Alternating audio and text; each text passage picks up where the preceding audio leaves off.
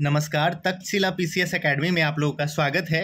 इस एकेडमी के द्वारा आज 8वां मॉक टेस्ट कराया गया है, जिसमें प्राचीन भारत के इतिहास से संबंधित लगभग सभी प्रश्न जो महत्वपूर्ण हैं उनको रखने का प्रयास किया गया है।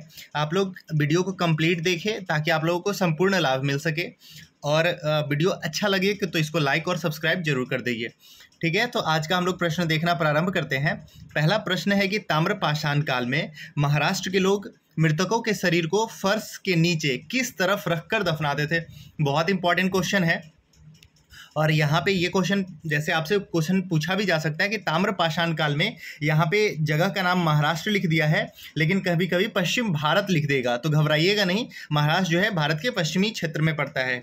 ओके, और वहाँ पे जो शरीर को दफनाया जाता था वो उसका सर किस साइड होता था और पैर किस साइड होता था, ये पूछ रहा है कि किस दिशा में। जैसे वर्तमान में अभी किसी को दफनाया जाता है उत्तर से दक्षिण की ओर, सेम पोजिशन वहाँ होता था, यानी कि उत्तर में उसका सर रखा जाता था और दक्षिण की तरफ पैर रखा जाता था। ओके, नेक्स्ट क्वेश्चन देखिएगा। नेक्स्ट क्वेश्चन ये पूछा गया है कि खाद्यान्न की कृषि सर्वप्रथम भारत में कब प्रारंभ हुई थी। यानी कि जो हम लोग खाना खाते हैं, फूड ग्रेन्स की जो भारत में खेती कब प्रारंभ की गई थी। तो भारत में खाद्यान्नों की कृषि जो है वो नवपाषाण काल में शुरू की गई थी। ओके, और स्वाभाविक सी बात है, जब नवपाषाण काल में खेती करनी प्रारंभ की गई थी उसी समय हम इसको साक्ष्य मिलेंगे। तो आपसे ये भी क्वेश्चन पूछा जा सकता है कि भारत में प्राचीनतम कृषि के साक्ष्य कहाँ से मिले हैं, क्यों, तो नवपाषाण काल से हो जाएगा। ओके, ये बात भी आप लोग ध्यान रखेंगे। क्वेश्चन यही सब रहता है, बस पूछने का तरीका बदला हुआ रहता है। नेक्स्ट क्वेश्चन देखेंगे। नेक्स्ट क्वेश्चन क्या है, उत्खननित प्रमाणों के अनुसार पशुपालन, है ना, यहाँ पहले पूछे कि एग्रीकल्चर का साक्ष्य कब मिला, नवपाषाण से। तो एग्रीकल्चर के बाद हम लोग को किस चीज़ का साक्ष्य मिलता है, मध्यपाषाण काल से पशुपालन का साक्ष्य मिलता है। ओके, ये बात भी आप लोग याद रखेंगे। नेक्स्ट क्वेश्चन क्या है, राख का टीला किस नवपाषाण स्थल से प्राप्त हुआ है। तो राख का टीला जो है वो शंगनकल्लू से प्राप्त हुआ है। कहाँ से प्राप्त हुआ है, शंगनकल्लू से। ये बात भी याद रखेंगे, बहुत इंपॉर्टेंट क्वेश्चन है। ये क्वेश्चन बार बार आ जाता है, कहीं पे संगनकल्लू और कहीं कहीं पे संगमकल्लू लिखा हुआ होता है, तो घबराइएगा नहीं, ये चीज़ आप लोग याद रखेंगे। वीडियो को बार बार देखते रहेंगे तो इससे आप लोगों को काफ़ी बेनिफिट मिलेगा। नेक्स्ट क्वेश्चन क्या है कि प्राचीन काल में आर्यों के जीविकोपार्जन का मुख्य साधन क्या था। तो आर्य लोग जो थे वो अपना जीवन कैसे व्यतीत करते थे प्राचीन काल में, इसके बारे में क्वेश्चन पूछा गया है। देखिए, बहुत सारे बुक में आप देखिएगा तो शिकार लिखा हुआ होगा, लेकिन यहाँ पे अगर लिखा होगा प्राचीन काल में जीवन पार्जन के बारे में पूछा जाएगा, लेकिन यहाँ पे मेंशन कर दिया गया आर्यों के बारे में। तो आर्यों का जो जीवन पार्जन का जो विधि था वो कृषि ओरिएंटेड था, एग्रीकल्चर ओरिएंटेड था। तो ठीक है, तो इसका सही आंसर हो जाएगा option number A. Next question देखेंगे। नेक्स्ट क्वेश्चन क्या है, निम्नलिखित में से किसको चारकोलिथिक युग भी कहा जाता है। ठीक है, तो किसको चारकोलिथिक एज कहा जाता है, तो वो ताम्रपाषाण युग को, यानी कि कॉपर एज को। किसको कहा जाता है, कॉपर एज को। ये सभी प्रश्न काफ़ी महत्वपूर्ण है और बीपीएससी के द्वारा बार बार पूछे जाते हैं, तो आप लोग इसको देख लेंगे तो काफ़ी बेनिफिट मिलेगा। मध्य प्रदेश में प्राग ऐतिहासिक चित्रलिपि कहाँ से मिला है, या शिला चित्र कहाँ से मिला है। तो प्राग ऐतिहासिक जो चित्र मध्य प्रदेश में मिला है वो मिला है कहाँ से, भीमवेटका से। कहाँ मिला है, भीमवेटका। हम लोग जानते हैं कि यहाँ पे पूरे पहाड़ को काट करके क्या बनाया गया, मंदिर बनाया गया, उसी में से प्राग ऐतिहासिक काल का भी यहाँ पे चित्र मिला है। ओके, नेक्स्ट क्वेश्चन देखेंगे। नेक्स्ट क्वेश्चन क्या है, भारत के कुछ क्षेत्र में लोग जमीन के अंदर गड्ढे में रहते थे, जिसको गर्तावास कहा जाता है। क्या कहा जाता है, ये भी क्वेश्चन पूछेगा कि गर्तावास का जो कॉन्सेप्ट है वो कहाँ पे हम लोग को मिली है। तो भारत में जो जमीन के नीचे रहने का जो साक्ष्य मिला है वो कश्मीर से मिला है। कहाँ से मिला है, कश्मीर से। बहुत इंपॉर्टेंट क्वेश्चन है, सबको याद रखेंगे। उसका नेक्स्ट क्वेश्चन है, मानव समाधान में कुत्ते दफनाए गए हैं। बहुत इंपॉर्टेंट क्वेश्चन है, कहाँ दफनाए गए हैं, मानव शरीर में कुत्ते दफनाए गए, यानी कि डुअल फ्यूरल है। ये क्वेश्चन पूछने का तरीका इसको बदल जाएगा। ये बुर्ज होम जो है वो कहाँ से मिला है, कश्मीर से। सॉरी, बुर्ज होम कहाँ से मिला है, कश्मीर से। ये बात भी आप लोग याद रखेंगे, ये बहुत इंपॉर्टेंट क्वेश्चन है। ठीक है, ये जो आप यहाँ पे देखें, अभी गड्ढे जो खोद के रखा जाता है कश्मीर में, तो वो कश्मीर का जो क्षेत्र है उसको हम लोग बुर्ज होम कहते हैं। ये बात भी याद रखिएगा। और बुर्ज होम से ही क्या मिला है, कौन सा साक्ष्य मिला है, तो डबल फ्यूरल, यानी इंसान के साथ जानवर को दफनाने के का साक्ष्य मिला है, और वो जानवर कौन है, कुत्ता। तो ये बात भी आप लोग याद रखेंगे। ठीक है, बहुत इंपॉर्टेंट क्वेश्चन है ये सब। नेक्स्ट प्रश्न को चलिए हम लोग देखते हैं। नेक्स्ट प्रश्न क्या है, निम्नलिखित में से किस स्थान पर नवपाषाण स्तर पर गेहूं एवं जौ की खेती का सर्वप्रथम साक्ष्य मिला है। जौ और गेहूं जो मिला है वो मेहरगढ़ से मिला है। कहाँ से मिला है? मेहरगढ़ से मिला है। नेक्स्ट क्वेश्चन देख लेते हैं। भारतीय उपमहाद्वीप में कृषि के प्राचीनतम साक्ष्य कहाँ से मिले हैं? तो अगर गेहूं का जो अगर बात किया जाए कहाँ से मिला, अभी बात किए मेहरगढ़ से, तो सबसे प्राचीनतम साक्ष्य क्या हो जाएगा? मेहरगढ़। क्या हो जाएगा? उपमहाद्वीप। भारतीय उपमहाद्वीप का मतलब क्या होता है? भारतीय सब कॉन्टिनेंट। भारत का सब कॉन्टिनेंट कौन हो गया? अफगानिस्तान हो गया, पाकिस्तान हो गया, भारत हो गया, बांग्लादेश हो गया, म्यांमार, भूटान, नेपाल वगैरह। ठीक है, सबको अगर कंसीडर कर लिया जाए तो सबसे पुराना साक्ष्य कहाँ से मिला है? मेहरगढ़ से मिला है। किस चीज़ का? तो एग्रीकल्चर का, कृषि का। नेक्स्ट क्वेश्चन देखिएगा। मानव द्वारा सर्वप्रथम प्रयुक्त किया गया अनाज कौन सा है? जैसे कल हम लोग देखे थे, तो मानव द्वारा प्रयुक्त किया गया सर्वप्रथम धातु कौन सा था? तो तांबा, कॉपर था। वहीं पे अनाज अगर पूछ रहा है तो सबसे अनाज कौन सा होगा? जौ हो जाएगा। क्या हो जाएगा? जौ। नेक्स्ट क्वेश्चन देखिएगा। नेक्स्ट क्वेश्चन क्या है? एक ही कब्र में 3 मानव कंकाल कहाँ से मिला है? देखिए अभी तक, अच्छा, एक ही कब्र में 3 मानव कंकाल है ना, एक साथ 3 फ्यूरल किया गया है, वो कहाँ से मिला है? तो ये बहुत इंपॉर्टेंट क्वेश्चन है, दमदमा से मिला है। कहाँ से मिला है? दमदमा से। ये सब क्वेश्चन आप लोग को एकदम बिल्कुल रट के बैठना है, यही सब प्रश्न पूछेंगे अगर एंशिएंट हिस्ट्री से क्वेश्चन पूछ लेता है तो। नेक्स्ट क्वेश्चन चलिए हम लोग देखते हैं। वस्त्रों के लिए कपास की खेती का आरंभ सबसे पहले कहाँ हुआ? देखिए कॉटन का जो खेती है सर्वप्रथम वो कहाँ किया गया है? भारत से प्रारंभ हुआ है। ठीक है, ये क्वेश्चन पूछ सकता है, बहुत इंपॉर्टेंट क्वेश्चन है। नेक्स्ट क्वेश्चन है, सैंधव मुद्राओं पर सर्वाधिक प्रचलित अभिप्राय निम्नलिखित में से कौन सा है? अब हम आ जाते हैं सिंधु सभ्यता पर। तो वहाँ पे जो सिंधु सभ्यता में सबसे प्रचलित जो जानवर है जिसका मिला है हम लोग को साक्ष्य मुद्रा पे, यानी कि मोहर पे, वो कौन सा है? एक सिंग वाला पशु। ठीक है, एक सिंग वाला हिरन कहा जा सकता है। ठीक है, तो एक सिंग वाले पशु का सर्वाधिक मिला है। उसके बाद है नेक्स्ट क्वेश्चन, सिंधु सभ्यता का व्यापार होता था, सिंधु घाटी सभ्यता है उसका जो व्यापार होता था किन किन देशों से होता था? बहुत इंपॉर्टेंट क्वेश्चन है। तो सिंधु घाटी सभ्यता का ईरान से व्यापार होता था, अफगानिस्तान से व्यापार होता था, राजस्थान से व्यापार होता था। यहाँ पे अभी 3 ही का जिक्र किया गया है, तीनों को याद कर लेंगे। रोम से व्यापार नहीं होता था। ठीक है, इसको याद नहीं रखेंगे। नेक्स्ट क्वेश्चन देखेंगे, सिंधु सभ्यता को हड़प्पा सभ्यता क्यों कहा जाता है? तो सिंधु सभ्यता में सर्वप्रथम हड़प्पा पे ही खुदाई की गई थी। हड़प्पा जो क्षेत्र है जो पाकिस्तान में पड़ता है वहाँ पे खुदाई कर गई थी, इसी वजह से इसका नाम क्या है? सिंधु हड़प्पा सभ्यता पहले कहा गया, लेकिन बाद में पता चला कि इसका सर्वाधिक विकास है वो सिंधु नदी के सहारे हुआ है, इसी वजह से इसका सर्वप्रयुक्त जो नाम है वो सिंधु घाटी सभ्यता है। नेक्स्ट क्वेश्चन देखेंगे, सिंधु सभ्यता जो है वो संबंधित है, किस चीज़ से संबंधित है, किस एज में है? तो अर्ध ऐतिहासिक संबंध है इसका। क्या है? अर्ध ऐतिहासिक, यानी कि ये जो चीज़ है उसका हम लोग को जो साक्ष्य मिलता है सिर्फ सुना सुनाया साक्ष्य नहीं है, कुछ देखने को भी मिलता है। ओके, तो इसको हम लोग अर्ध ऐतिहासिक कहते हैं। नेक्स्ट क्वेश्चन देखेंगे, बहुत इंपॉर्टेंट क्वेश्चन है, इसको याद करके ही बैठेंगे क्योंकि यहाँ से क्वेश्चन एक आ ही जाता है। नेक्स्ट क्वेश्चन है, अद्वैतवाद निम्नलिखित में से कौन सुमेलित है? यहाँ पे जितना भी जो सिद्धांत है उसको याद रखेंगे। जैसे पहला सिद्धांत क्या दिया हुआ है? अद्वैतवाद का सिद्धांत, बहुत इंपॉर्टेंट है, इसको याद करके रखेंगे। अद्वैतवाद का सिद्धांत कौन दिया था? तो शंकराचार्य दिए थे। कौन दिए थे? शंकराचार्य। ठीक है, अब देखिए, अब इसको याद कैसे करेंगे? तो देखिए अद्वैतवाद है ना, तो शंकर जी जिसका आदि न अंत हो। ठीक है, तो अद्वैतवाद शंकराचार्य। ओके, याद रहेगा, बहुत इंपॉर्टेंट क्वेश्चन है। नेक्स्ट क्वेश्चन देखेंगे, विशिष्ट द्वैतवाद। ठीक है, तो विशिष्ट द्वैतवाद जो किसके द्वारा दिया गया था? तो ये दिया गया था रामानुजाचार्य के द्वारा। किसके द्वारा? विशिष्ट द्वैतवाद किसके द्वारा? तो इसका जो संबंध है वो है रामानुजाचार्य से। याद रखेंगे सारा बात, रामानुजाचार्य। ठीक है, ये बात भी आप लोग याद रखेंगे, सबको रट लेंगे बिल्कुल। विशिष्ट द्वैत, देखिए जिसकी पर्सनालिटी सबसे स्पेशल थी सभी भगवान में अगर देखा जाए तो भगवान राम थे, वो अपने पर्सनालिटी के लिए जाने जाते थे, उनका विशिष्ट था, है ना, स्पेशलाइज था। बस हम एक ट्रिक बता रहे हैं, इसको मतलब सीरियस मत ले लीजिएगा। नेक्स्ट क्वेश्चन क्या है? द्वैतवाद। द्वैतवाद का जो सिद्धांत है वो माधवाचार्य है। तो यानी कि यहाँ पे जो ये मैथ और कॉलम के अकॉर्डिंग ये सही है, द्वैतवाद माधवाचार्य। और द्वैतवाद का संबंध किससे है? तो द्वैतवाद का जो सिद्धांत है वो निम्बार्कचार्य से है। ठीक है, यानी कि लास्ट वाला जो ऑप्शन है द्वैतवाद, इसका सिद्धांत किससे है? निम्बार्कचार्य।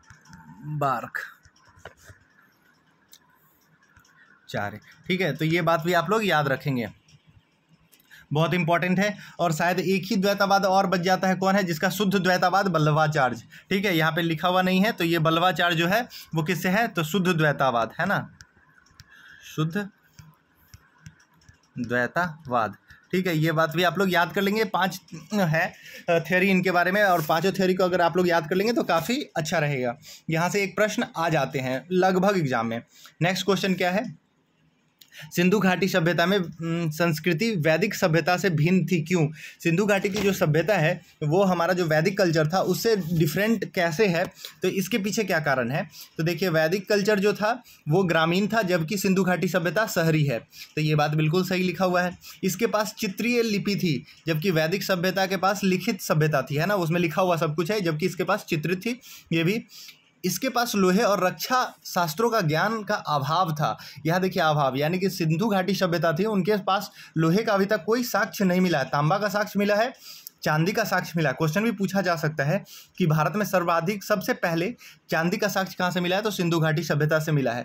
ओके, लेकिन लोहे का साक्ष्य नहीं मिला है। तो यहाँ पे जितना भी चीज़ दिया हुआ उपरोक्त सभी बात सही है, जो इनको अलग करता है वैदिक कल्चर से सिंधु घाटी सभ्यता के कल्चर को। ओके, नेक्स्ट क्वेश्चन देखेंगे। नेक्स्ट क्वेश्चन लिखा हुआ है, सिंधु सभ्यता के बारे में निम्नलिखित में से कौन सा कथन असत्य है? ओके, यानी इसमें से कौन सी कथन जो है वो गलत है? तो देखिए, लोहे से लोग परिचित थे, अभी बात के कि यहाँ के लोग जो है वो लोहे से परिचित नहीं थे। बाद बाकी जितना चीज़ है वो सही लिखा हुआ है। नगरों में जो ड्रेनेज सिस्टम है, नालियाँ काफ़ी अच्छी थी। व्यापार और वाणिज्य होता था, अभी हम लोग बात किए कि ईरान से अफगानिस्तान से इनका व्यापार होता था।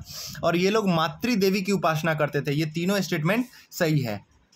नेक्स्ट क्वेश्चन देखेंगे, सिंधु घाटी सभ्यता जानी जाती है किस चीज़ के लिए? ठीक है, तो ये जानी जाती है अपने नगर नियोजन के लिए, यानी इनका जो शहरी व्यवस्था था वो काफ़ी फेमस था। अभी तक किसी सभ्यता में शहर का व्यवस्था की बात नहीं की गई है।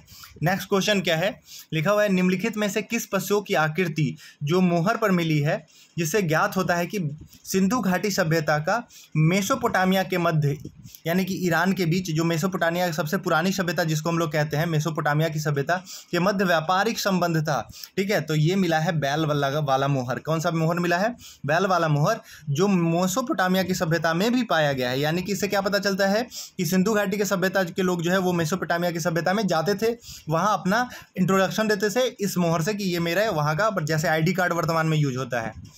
नेक्स्ट क्वेश्चन देखिएगा, सिंधु घाटी के लोग विश्वास करते थे, तो सिंधु घाटी के जो लोग हैं उनका मेन जो फेथ था वो मातृशक्ति पे था। किस चीज़ पे था? मातृशक्ति पे। ओके, ये बात भी आप लोग याद रखेंगे। बहुत इंपॉर्टेंट क्वेश्चन सब कराया जा रहा है, आप लोग सबको देखें और सारे क्वेश्चन को याद रखें। नेक्स्ट क्वेश्चन है, अवेस्ता और ऋग्वेद में समानता पाई जाती है। ये दोनों जो संबंध है, अवेस्ता वो जैसे हम लोग का वेद है ऋग्वैदिक, ठीक है, और अवेस्ता ये दोनों में कुछ सिमिलरिटी पाई जाती है, क्योंकि दोनों का कल्चर एक ही जैसा है, मेसोपोटामिया और भारत में सिंधु सभ्यता। तो अवेस्ता जो है वो किस धर्म से संबंधित है, किस देश से संबंधित है? तो ये संबंधित है ईरान से। कहाँ से है? ईरान से। ओके, नेक्स्ट क्वेश्चन देखेंगे। नेक्स्ट है, सिंधु घाटी सभ्यता के लोग क्या किया करते थे? तो सुमेरिया के साथ व्यापार करते थे, यानी मेसोपोटामिया के लोगों के साथ व्यापार करते थे। ओके, मेसोपोटामिया का एक क्षेत्र है सुमेरिया। ओके, नेक्स्ट क्वेश्चन देखेंगे, सैंधव सभ्यता के महान स्नानागार कहाँ से मिले हैं? तो सैंधव घाटी सभ्यता में जो महान स्नानागार है वो मोहनजोदारो से मिला। आप लोग मोहनजोदड़ो मूवी भी देखे होंगे, तो उसमें भी एक स्नानागार दिखाया गया है। ठीक है, नेक्स्ट क्वेश्चन देखेंगे।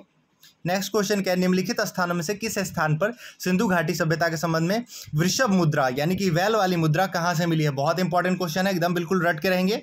ये मिली है मोहनजोदड़ो से। कहाँ से मिली है? मोहनजोदड़ो से। उसके बाद नर्तकी का जो मिला है, कांस की नर्तकी का, वो कहाँ से मिला है? तो कांस की नर्तकी का जो है वो भी मोहनजोदड़ो से मिला है। ओके, कहीं कहीं पे हड़प्पा भी आपको मिल जाएगा, दोनों जगह मिला है। जो फेमस है कांस की प्रतिमा वो मोहनजोदड़ो से मिला है। ठीक है, नेक्स्ट क्वेश्चन देखेंगे, निम्नलिखित में से हड़प्पा का बंदरगाह, ये तो आप लोग याद ही कर ले, ये बीपीएससी बार बार आसान क्वेश्चन है, बार बार क्वेश्चन पूछता है। जो सिंधु घाटी सभ्यता का बंदरगाह कौन सा था? यानी गोदीवारा कौन था? डॉकयार्ड कौन था? गोदीवारा मतलब बंदरगाह ही होता है। ठीक है, नेक्स्ट क्वेश्चन देखेंगे, किस हड़प्पा स्थल से चावल के साक्ष्य मिले? बहुत इंपॉर्टेंट क्वेश्चन है। ठीक है, चावल के साक्ष्य जो मिले हैं वो कहाँ से मिले हैं? लोथल से मिले हैं। ठीक है, जो उसका बंदरगाह शहर था वहीं से मिला है चावल का साक्ष्य। नेक्स्ट क्वेश्चन है, निम्नलिखित में से हड़प्पा सभ्यता का कौन सा नगर 3 भागों में विभाजित था?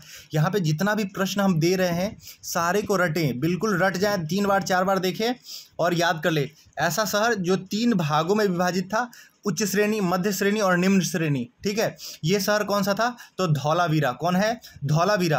और धौलावीरा ही है ये सबसे एडवांस ड्रेनेज सिस्टम था, सबसे अच्छा जल निकासी का अगर स्रोत मान व्यवस्था है तो धौलावीरा में। इस दोनों के लिए धौलावीरा काफ़ी फेमस है, तो इसको आप लोग एकदम रट के बैठेंगे। नेक्स्ट क्वेश्चन है, जुते हुए खेत की खोज कहाँ की गई है? यानी कि जहाँ ऐसा खेत जहाँ जिसको जोता गया था लेकिन उसमें खेती नहीं की गई, ऐसा साक्ष्य मिला है लोथल से, ये मिला है कालीबंगा से। कहाँ मिला है? कालीबंगा से। ठीक है, कालीबंगा राजस्थान में पड़ता है, कि याद रखेंगे। तो कालीबंगा से जुता हुआ खेत, और सबसे जो खेती का मेन जो साक्ष्य सब मिला है वो कालीबंगा से मिला है। और सबसे बड़ा शहर अगर पूछ दे आपसे कि हड़प्पा का सभ्यता या सिंधु घाटी सभ्यता का सबसे बड़ा शहर कौन सा था, तो कालीबंगा था। ठीक है, नेक्स्ट क्वेश्चन हम लोग देख लेते हैं। सिंधु सभ्यता में निम्नलिखित शहरों में से कौन सा एक जल प्रबंधक लीजिए? देखिए नेक्स्ट क्वेश्चन रिपीट हो गया ना, इसी के बारे में हम लोग बात किए थे ना, उन्नत जल प्रबंधन। तो जल प्रबंधन कहाँ था? धौलावीरा में। ओके, नेक्स्ट क्वेश्चन देखेंगे। सिंधु घाटी सभ्यता में अग्नि पूजा है ना किस स्थान से खोजी गई है? यानी कि वेदिका, यानी कि हवन कुंड कहाँ से मिला है? ठीक है, जहाँ पे पूजा किया जाता है, तो ये मिला है कालीबंगा से। कहाँ से मिला है? कालीबंगा से। याद रखिएगा, कालीबंगा का मतलब होता है काली चूड़ियाँ। ठीक है, हड़प्पा में ताम्र रथ, ये रथ मिला है। ठीक है, किस चीज़ का? तांबा का। कहाँ से मिला है? तो दैमाबाद से मिला है। दैमाबाद कहाँ है? महाराष्ट्र में है। हालांकि इतना डेप्थ में आपसे क्वेश्चन नहीं पूछेगा कि टीचर वाले लोगों से कि दैमाबाद कहाँ पड़ता है वगैरह वगैरह, तो दैमाबाद कहाँ है? महाराष्ट्र में। लेकिन पूछने के लिए बीपीएससी कुछ भी पूछ सकता है, क्योंकि हड़प्पा सभ्यता आप लोगों को पढ़ना है। एनसीईआरटी की बात कर ले या किसी भी की बात कर ले। घोड़े की हड्डियां कहाँ से प्राप्त हुई है? बहुत इंपॉर्टेंट क्वेश्चन है ये। साक्ष्य सब, जैसे घोड़े है, वहाँ पे कैसे पता चला कौन कौन सब जानवर लोग पालतू बनाया था? तो उसमें घोड़ा भी एक इंपॉर्टेंट जानवर है। बैल की बात कर लिए, एक सिंग वाला। हिरन का बात हम लोग कर लिए, सबसे ज़्यादा उसी का मिला है। उसके बाद देखिए 37 यानी कि घोड़े की हड्डी कहाँ से मिली है? सुरकोटदा से मिला है। कहाँ से मिला है? सुरकोटदा से। ये सब बात आप लोग एकदम रट लेंगे, 2-3 बार वीडियो देख ले, चाहे जैसे भी करें आप लोग याद रखेंगे। किसने सिंधु सभ्यता शब्द का सर्वप्रथम प्रयोग किया था? सिंधु घाटी सभ्यता या सिंधु का जो शब्द है उसने सबसे पहले किसने किया था? तो सर जॉन मार्शल के द्वारा किया गया था, जो इसके प्रभारी थे, है ना। ये याद रखेंगे। ओके, नेक्स्ट क्वेश्चन देखेंगे हम लोग। लिखा हुआ है, किन 2 भारतीयों ने सिंधु घाटी सभ्यता की खोज की थी? जिनसे इन दोनों का नाम जुड़ा हुआ है, तो राखलदास बनर्जी और दयाराम सहनी। ये बहुत इंपॉर्टेंट क्वेश्चन है, दोनों को याद रखेंगे, यहाँ से प्रश्न बनेंगे, बार बार बनेंगे। नेक्स्ट क्वेश्चन क्या है? हड़प्पा मोहनजोदड़ो का जो ह्रास हुआ था वो कब हुआ था? तो इसका जो अभी जो वर्तमान साक्ष्य है उसके अकॉर्डिंग 2000 ईसा पूर्व में माना जाता है कि ये समाप्त हो गया था। ठीक है, और ये अपने एग्जिस्टेंस में था 2000 बीसी से लगा करके लगभग अभी तक तो लोग कहता है कि 35,000, लेकिन आईआईटी के एक नए रिसोर्स के अकॉर्डिंग ये 6000 साल पुराना सभ्यता है। ओके, तो आप लोग याद रखेंगे 2000 से लगा करके 3500 ईसा पूर्व तक। नेक्स्ट क्वेश्चन देखेंगे, हड़प्पा संस्कृति की जानकारी का प्रमुख स्रोत क्या है? तो हड़प्पा संस्कृति की जानकारी का जो प्रमुख स्रोत है वो कौन सा है? तो खुदाई से हमको इसके बारे में पता चला है, ऐसा कोई लिखा हुआ पुस्तक नहीं है इसके बारे में। ओके, जब खुदाई हुई तो पता चला। नेक्स्ट क्वेश्चन है, सिंधु घाटी सभ्यता के लोग पूजा करते थे। अभी हम लोगों ने इसके बारे में बात किया कि वहाँ के लोग जो है पशुपति की पूजा करते थे। किसकी पूजा करते थे? पशुपति की। नेक्स्ट क्वेश्चन देखेंगे, अब हम लोग वैदिक कल्चर पे आ जाते हैं। तो वैदिक कल्चर में जो है 4 आश्रमों का बात किया गया, यानी कि आदमी के जीवन को जो है वो 100 एज मान के 4 भाग में डिवाइड किया गया है, और आदमी के 4 जीवन का जो आश्रम है यानी 4 अवस्था में बांट दिया गया। पहला ब्रह्मचर्य 1 से 25 साल का अवस्था, यानी इसमें आदमी एजुकेशन लेगा, घर से बाहर रहेगा, पढ़ाई करेगा, कुछ ज्ञान का अर्जन करेगा। दूसरा है गृहस्थ, यानी कि फैमिलियर जीवन आदमी व्यतीत करेगा 25 से 50 साल तक। वानप्रस्थ जीवन, यानी अपने द्वारा जो भी कर्म किए गए हैं उससे ये क्या करेगा उसके बारे में वो सोचेगा, उससे ऊपर चला जाएगा। और संन्यास जीवन 75 से लगा करके 100 वर्ष तक। ठीक है, यानी उसमें आदमी साधु संत हो जाएगा, घर का त्याग कर देगा, सिर्फ साधना में नील रहेगा। नेक्स्ट क्वेश्चन देखेंगे, तो इसका सही आंसर क्या हो जाएगा? 4 अवस्था क्या है? ब्रह्मचर्य, गृहस्थ, वानप्रस्थ और संन्यास। ओके, ये सीक्वेंस है, इसको याद रखेंगे। नेक्स्ट क्वेश्चन क्या है? निम्नलिखित में से कौन सी व्याख्या गायत्री मंत्र की जो व्याख्या है वो कहाँ पे मिलती है? तो गायत्री मंत्र की जो व्याख्या है वो ऋग्वेद में मिलती है। कि बहुत इंपॉर्टेंट क्वेश्चन है। ठीक है, ये बार बार क्वेश्चन पूछा जाता है। नेक्स्ट क्वेश्चन क्या है? ऋग्वेद में की मूल लिपि क्या थी? तो ऋग्वेद जो है उसकी लिपि थी ब्राह्मणी और भाषा जो थी वो संस्कृत थी। ये बात भी आप लोग याद रखेंगे, है ना। वैदिक भाषा जो थी वो क्या थी? संस्कृत थी, जबकि लिपि क्या थी इसकी? लिपि ब्राह्मणी थी। नेक्स्ट क्वेश्चन, ऋग्वेद का सर्वाधिक लोकप्रिय छंद कौन सा है? बहुत इंपॉर्टेंट क्वेश्चन है। ऋग्वेद में जो सबसे महत्वपूर्ण छंद है वो है गायत्री मंत्र। कौन है? गायत्री मंत्र। नेक्स्ट क्वेश्चन देखिएगा, ये भी बहुत इंपॉर्टेंट है, इसको याद कर लीजिएगा। जैसे लिखा हुआ है ऋग्वेद, ऋग्वेद का संबंध क्या है? तो ऋग्वेद का मेन संबंध जो है वो भगवान की स्तुति से है, भगवान की प्रार्थना करने से है। यानी कि ऋग्वेद का जो संबंध है स्रोत और प्रार्थना से, ठीक है। उसके बाद दूसरा जो आप लोग को याद रखना है वो है सामवेद। सामवेद का जो संबंध है वो संगीत से है। किससे है? संगीत से है। उसके बाद है यजुर्वेद। यजुर्वेद का संबंध है स्रोत और कर्मकांड से, यानी कि ये कर्मकांड है। और अथर्ववेद में है तंत्र मंत्र और वशीकरण, ठीक है। या आपको कहीं कहीं पे इसके बारे में लिखा हुआ होगा उपचार के बारे में, मतलब जड़ी बूटी वगैरह सब। ओके, नेक्स्ट क्वेश्चन है, आयुर्वेद जीवन का विज्ञान का उल्लेख सर्वप्रथम कहाँ पे मिलता है? बहुत इंपॉर्टेंट क्वेश्चन है। आयुर्वेद का जो है उल्लेख मिलता है जीवन का विज्ञान, वो अथर्ववेद से मिलता है। Okay, option number D. Next question देखिए, ऋग्वैदिक जो धर्म था वो कैसा था? तो बहुवेदवादी, बहुदेववादी था। कैसा था? यानी कि यहाँ एक से ज़्यादा देवताओं की पूजा उपासना की जाती थी। नेक्स्ट क्वेश्चन है कि मैत्रेयी संहिता, ठीक है, मैत्रेयी संहिता का संबंध है यजुर्वेद से। किससे है? यजुर्वेद से। ओके, नेक्स्ट है गोत्र शब्द का प्रयोग सर्वप्रथम कहाँ मिला है? तो गोत्र शब्द का जो संबंध मिला है वो मिला है ऋग्वेद से। कहाँ से मिला है?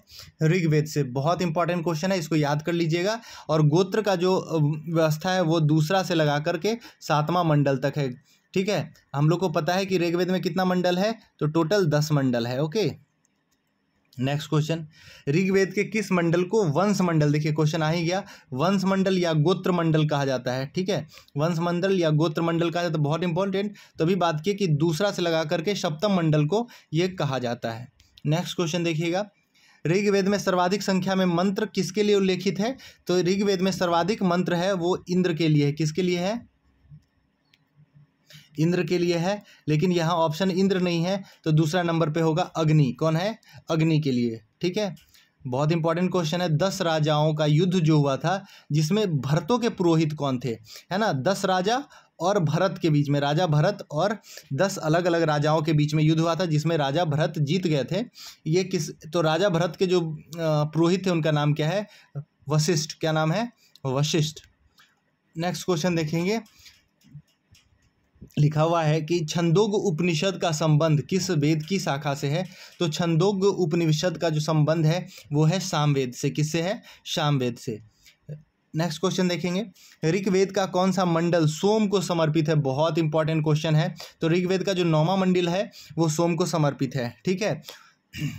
नेक्स्ट क्वेश्चन है, वैदिक युगीन जो सभा है वो क्या थी? तो सभा जो थी वो मंत्री परिषद थी। क्या थी? मंत्री परिषद। 2 प्रजापति के 2 पुत्र थे, पुत्री, एक का नाम सभा, दूसरे का नाम समिति, ठीक है। तो सभा का जो संबंध है वो याद रखिए मंत्री परिषद से था। ओके, वर्ण व्यवस्था से संबंधित पुरुष सूक्त, है ना, ये बहुत इंपॉर्टेंट है। पुरुष सूक्त जिसमें हम लोग जानते हैं ना ब्राह्मण, क्षत्रिय, वैश्य और शूद्र का मिलता है, वो कहाँ से मिलता है? तो ये 10वें मंडल से मिलता है और ऋग्वेद से मिलता है, ठीक है। पुरुष सूक्त का व्याख्या कहाँ किया गया है? ऋग्वेद में कि 10वें मंडल में। ओके, और सोम का जो वर्णन है वो कहाँ पे किया गया है? तो 9वें मंडल में किया गया है। ये बात सब याद रखेंगे। नेक्स्ट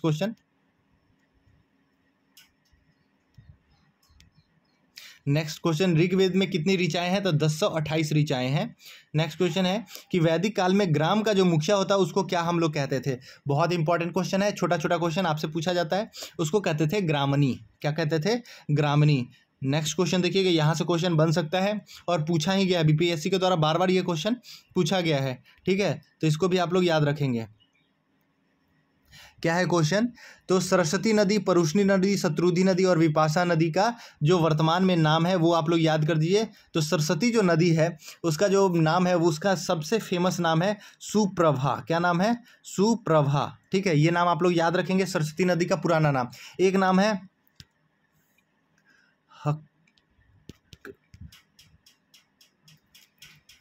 हकरा या हरका, हरका सॉरी। सरस्वती का नाम अभी हम लोग बात किए क्या है, सुप्रभा, है ना, सुप्रभा, ये याद रखेंगे। दूसरा नाम है हरका, ठीक है, और तीसरा जो नाम है वो है मार्कंडा, ठीक है, मार्कंडे, ऐसे ये तीनों नाम याद रखेंगे। सरस्वती का सबसे ज़्यादा जो यूज किया जाता है वो है सुप्रभा, ठीक है, ये याद कर लेंगे। परुष्णी मतलब रावी नदी होता है, ठीक है, शत्रुदी मतलब सतलज नदी होता है, विपाशा मतलब ब्यास नदी होता है, ठीक है, ये सब आप लोग याद रखेंगे, यहाँ से क्वेश्चन बिल्कुल बनेगा। ओके, ये सभी नाम जो है पुराना नाम, उसका आधुनिक नाम याद करके बैठेंगे आप लोग।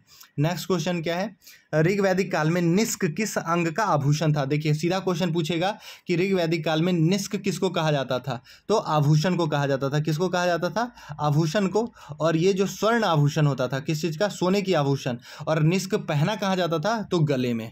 ओके, नेक्स्ट क्वेश्चन क्या है, निम्नलिखित में से कौन सी वह ब्रह्मवादिनी थी जिन्होंने कुछ वेद मंत्रों की रचना की थी। बहुत इंपॉर्टेंट क्वेश्चन है, ठीक है, वो वेदवादिनी का नाम है लोपामुद्रा, लोपामुद्रा, क्या नाम है, लोपामुद्रा, बहुत इंपॉर्टेंट क्वेश्चन है। वैदिक साहित्य में सभा और समिति को किस देवता की पुत्रियां कहा गया है, ठीक है, तो जो सभा और समिति है वो किसकी, तो प्रजापति की पुत्री हैं, ठीक है। मनु स्मृति जो है वो किस चीज से संबंधित है, तो समाज व्यवस्था से संबंधित है। ओके, नेक्स्ट क्वेश्चन देखेंगे, ऋग्वेद में अधन्या किसको कहा गया है, जिसकी हत्या नहीं की जा सके, तो ऋग्वेद में गायों को, और इसी के लिए युद्ध भी होता था। ऋग्वेद में जो गाय के लिए युद्ध किया कर लिया जाता था। ओके, ये बात भी आप लोग याद रखेंगे।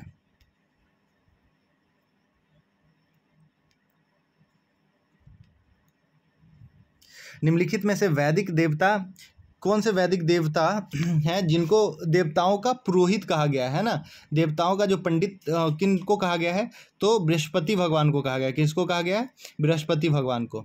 नेक्स्ट क्वेश्चन को देखिएगा, युद्ध का देवता किसको कहा गया है, तो युद्ध का जो देवता है वो इंद्र को कहा गया है, युद्ध का देवता इंद्र को। ओके, नेक्स्ट क्वेश्चन क्या है, पूर्व वैदिक आर्यों का सर्वाधिक लोकप्रिय देवता, यानी कि जो आर्य लोग थे, वैदिक आर्य लोग थे, उनके लोकप्रिय देवता कौन थे, इंद्र। कौन है, इंद्र। नेक्स्ट क्वेश्चन देखिएगा, वोगाजकोई क्यों महत्वपूर्ण है, बहुत इंपॉर्टेंट है। तो वोगाजकोई जो एक जगह स्थान है जहां से हम लोग को वैदिक देवताओं और देवियों का नाम उल्लेख और उनका चित्रण मिला है। ओके, तो इसका सही आंसर क्या हो जाएगा, ऑप्शन नंबर बी, बहुत इंपॉर्टेंट क्वेश्चन है। ऋग्वेद में प्रयुक्त सीता शब्द का अर्थ क्या है, तो सीता जो होता था, जब हम लोग खेत जोतते हैं तो उसके पीछे पीछे, खेत जोतने के पीछे एक लाइनिंग बनते हुए चला जाता है ना, उसी को क्या कहा जाता है, सीता। तभी आप लोग गांव में देखते होंगे जब बैल खेत जोतता था तो उसके पीछे लाइन जो बनता था उसको लोग कहता था इसके पीछे पीछे मत चलो, बाद में चलना, ठीक है।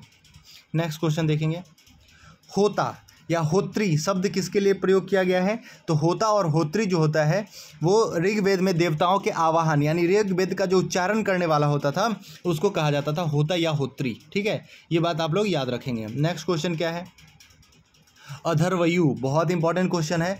अधर्वयु वर्ग किसके लिए योग किया गया है, तो अधर्वयु वे लोग होते थे जो यज्ञ करवाते थे, ठीक है।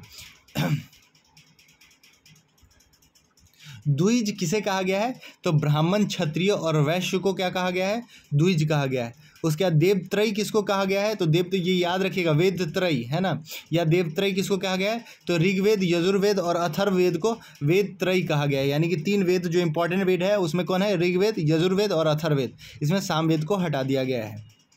16 जनपदों का जो उल्लेख है वो कहाँ से मिलता है, तो 16 जनपदों का जो उल्लेख है वो हमको कहाँ से मिलता है, तो अंगुत्तर निकाय से मिलता है। कहाँ से मिलता है, अंगुत्तर निकाय से। ओके, नेक्स्ट प्रश्न, किस शासक द्वारा सर्वप्रथम पाटलिपुत्रों को राजधानी के रूप में चयनित किया गया था और इसी के द्वारा बसाया भी गया था। तो पाटलिपुत्र जो है वो राजधानी कौन बनाया था, हम लोग को पता है कि उदयीन ने बसाया था, और ये उदयीन जो है वही सबसे पहले क्या किया था, पाटलिपुत्र शहर का अपना राजधानी कैपिटल बनाया था। नेक्स्ट है, जो मगध सम्राट कौन था जिसको अपरो परशुराम कहते हैं, ठीक है, अपरो परशुराम कहते हैं। तो परशुराम जो कहने वाला, क्योंकि ये क्षत्रिय नाशक था, ठीक है, ये है महापदानंद, इसको एकराट की उपाधि भी प्राप्त है। नेक्स्ट क्वेश्चन देखिएगा, अजातशत्रु से पूर्व भारत पर मगध का आधिपत्य स्थापित करने के लिए किस गणराज्य के साथ 16 वर्षों तक युद्ध करना पड़ा? तो अजातशत्रु जो है उसको 16 वर्ष का जो युद्ध करना, भाई ये समय भी याद रखिएगा। तो किसके साथ? वैशाली के लिच्छवी के साथ इनको युद्ध करने में कितना समय लग गया था? 16 साल तक। ठीक है, उसका नेक्स्ट क्वेश्चन देखिएगा, किस जैन ग्रंथ में तीर्थंकरों के जीवन चरित्र का वर्णन किया गया है? ये जैन ग्रंथ की बात की जा रही है, तो वो जैन ग्रंथ का नाम क्या है? वो है कल्पसूत्र। क्या है? कल्पसूत्र। नेक्स्ट क्वेश्चन देखेंगे, महावीर के पूर्व जैन धर्म को किस नाम से जाना जाता था? तो महावीर के जन्म से पहले जो जैन धर्म था वो निग्रंथ के नाम से जाना जाता था। जब महावीर इसके 24वें तीर्थंकर हुए तब जैन धर्म के नाम में प्रचलित हुआ। ओके, नेक्स्ट क्वेश्चन देखेंगे, तीर्थंकर शब्द इंगित करता है जैन धर्म को। उसके बाद आगम सिद्धांत संबंधित है। आगम का सिद्धांत है वो जैन से सिद्धांत से संबंधित है। निम्नलिखित में से कौन सा पूर्वकालिक जैन ग्रंथ कहलाता है? यानी कि सबसे पहले का जन्म कहलाता है 14 पूर्व। ठीक है, क्या है? बहुत इंपॉर्टेंट क्वेश्चन है। तो जैन ग्रंथ का पूर्वकालिक ग्रंथ कौन है? तो 14 पूर्व। नेक्स्ट क्वेश्चन देखेंगे, नेक्स्ट क्वेश्चन है क्या जैन धर्म में सलेखना से क्या तात्पर्य है? ठीक है, देखिए जैन धर्म में कुछ प्रथाएं हैं जैसे समाधि मरण, संथारा और सलेखना। इसमें क्या है? आदमी उपासना के द्वारा, ठीक है, अपने आप को समाधि या शरीर का प्राण का त्याग कर देता है। ओके, भगवान महावीर का प्रथम शिष्य कौन था? तो महावीर का पहला जो शिष्य था उसका नाम था जमाली। क्या नाम था? जमाली। नेक्स्ट क्वेश्चन देखेंगे, जैन धर्म के अनुसार सृष्टि की जो रचना हुई है या उसका जो पालन पोषण होता है वो किस पे आधारित होता है? तो सार्वभौमिक विधान पे, है ना। नेक्स्ट क्वेश्चन देखेंगे, त्रिरत्न का सिद्धांत, बहुत इंपॉर्टेंट क्वेश्चन है ना। डॉक्ट्रिन ऑफ थ्री ज्वेल्स, जो ये त्रिरत्न का सिद्धांत है वो दोनों से संबंधित है, बुद्ध धर्म से भी और जैन धर्म से भी। लेकिन बेसिक अंतर क्या है? जब जैन धर्म का बात होगा तो वहाँ लिखा होगा सम्यक धारण, सम्यक चरित्र और सम्यक ज्ञान। जहाँ पे ये तीनों सम्यक सम्यक लगा होगा, परफेक्ट परफेक्ट, तो वो आप समझ जाइएगा ये जैन धर्म का बात किया जा रहा है। ठीक है, ओके। नेक्स्ट क्वेश्चन देखिए, श्रवणबालगोला स्थित है। श्रवणबालगोला कर्नाटक में स्थित है, जहाँ पे एक फेस्टिवल होता है महामस्तकाभिषेक। ओके, ये सब याद रखिएगा। उसका नेक्स्ट क्वेश्चन है, लुम्बिनी गौतम बुद्ध का जन्म स्थान था। इसका सर्वप्रथम किसने एक अभिलेख में प्राप्त होता है? तो लुम्बिनी के अभिलेख जो अशोक के द्वारा क्या किया था? खुदवाया गया था। और ये कब किया गया था? तो सम्राट अशोक जब बौद्ध धर्म को अपना लेता है तो विजिट पे घूमने में निकलता है अपने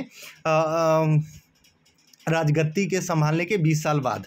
ओके, नेक्स्ट क्वेश्चन देखेंगे, गौतम बुद्ध किस वंश की थी? तो गौतम बुद्ध की जो माँ थी वो किस वंश की थी? वो थी कोलीय वंश की। किस वंश की थी? कोलीय वंश की। उसका नेक्स्ट क्वेश्चन है, महात्मा बुद्ध का महापरिनिर्वाण किस गणतंत्र में हुआ था? यानी कि महात्मा बुद्ध का जो महानिर्वाण यानी कि मृत्यु हुई थी वो किस गणतंत्र में हुआ था? तो मल्ल में हुआ था। कहाँ पे हुआ था? मल्ल। और मल्ल का जो कैपिटल था वो था कुशीनगर, है ना। कहाँ था? कुशीनगर। नेक्स्ट क्वेश्चन देखिए, बुद्ध के जीवन की किस घटना को महाभिनिष्क्रमण कहा जाता है? महाभिनिष्क्रमण मतलब होता है गृह त्याग की घटना, है ना। उनके गृह त्याग की घटना को महाभिनिष्क्रमण कहा जाता है। नेक्स्ट क्वेश्चन देखिएगा, गौतम बुद्ध द्वारा अपने धर्म में दीक्षित किया जाने वाला अंतिम व्यक्ति कौन था? तो सबसे लास्ट व्यक्ति जिसको उन्होंने खुद दीक्षित किया था बौद्ध धर्म में वो था सुभद्र। ठीक है, नेक्स्ट क्वेश्चन देखेंगे, बोध गया में महात्मा बुद्ध ने 2 बंजारों को उपदेश देकर अपना उपासक बना लिया। वे 2 बंजारे कौन थे? बहुत इंपॉर्टेंट क्वेश्चन है। उनका नाम है मल्लिक और तपसु। ठीक है, क्या नाम है? मल्लिक और तपसु। नेक्स्ट क्वेश्चन देखिएगा, बुद्ध ने किसकी इच्छा को ध्यान में रखकर स्त्रियों को संघ में प्रवेश की अनुमति दी थी? तो वो अपनी विमाता यानी कि अपनी मौसी गौतमी प्रजापति। नेक्स्ट क्वेश्चन देखेंगे, गौतम बुद्ध द्वारा भिक्षुणी संघ की स्थापना कहाँ की गई थी? तो भिक्षुणी संघ की स्थापना वैशाली में की गई थी। कहाँ की गई थी? वैशाली में की गई थी। बहुत इंपॉर्टेंट क्वेश्चन है, ये सब याद रखेंगे। गौतम बुद्ध ने अपनी मृत्यु के उपरांत बौद्ध संघ के नेतृत्व के लिए निम्नलिखित में से किसे नामित किया था? देखिए, महात्मा बुद्ध जब उनका मृत्यु हो गया या उससे पहले उनके द्वारा किसी भी व्यक्ति को इस रूप में नामित नहीं किया गया था। नेक्स्ट क्वेश्चन देखेंगे, लिखा हुआ है कि कौन व्यक्ति जो था वो जीवन अपने गौतम बुद्ध के जीवित रहते हुए ही बौद्ध धर्म का क्या होना चाहता था, संघ प्रमुख होना चाहता था। ये अगर हम लोग बात करें तो बचपन में हम लोग सिद्धार्थ वाली कहानी पढ़े हैं ना, जिसमें गौतम बुद्ध बताते हैं मारने वाला से बचाने वाला अच्छा होता है ना। तो उन्हीं समय दो भाई का नाम होता है सिद्धार्थ और दूसरे का नाम होता है देवदत्त। तो जो सिद्धार्थ है वो गौतम बुद्ध बन जाता है और उनका जो भाई है देवदत्त वही गौतम बुद्ध के जीवित रहते हुए संघ का प्रमुख बनना चाहता था। नेक्स्ट क्वेश्चन देखेंगे, त्रिपिटक क्या है? तो त्रिपिटक जो है वो बुद्ध के उपदेशों का संग्रह है। क्या है? बुद्ध के द्वारा जो उपदेश दिया गया है, विनय पिटक, अभिधम पिटक और शुद्ध पिटक, ये तीनों पिटक है जिसमें बौद्ध के द्वारा दिया गया जो उपदेश है उसको संग्रह करके रखा गया है और तीनों में अलग अलग पार्ट है। ओके, तीनों अलग अलग पार्ट में। नेक्स्ट क्वेश्चन है, निम्नलिखित में से किस बौद्ध ग्रंथ में संत जीवन के नियम प्राप्त होते हैं? तो संत बौद्ध धर्म का कौन सा ग्रंथ है जिसमें संघ नियम, संघ के जीवन के नियम बताया गया कि भिक्षु सबका जीवन कैसा होगा? ये लिखा गया है विनय पिटक में। किसमें लिखा गया है? विनय पिटक में।